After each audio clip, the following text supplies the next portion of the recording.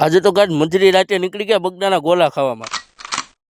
હાય guys, hello YouTube family, કેમ છો? મજામાં જશો તો પછી તો ગાડીની કિક મારીને આવી ગયો ભગુડા મોગલધામ માતાજીના દર્શન કર્યા.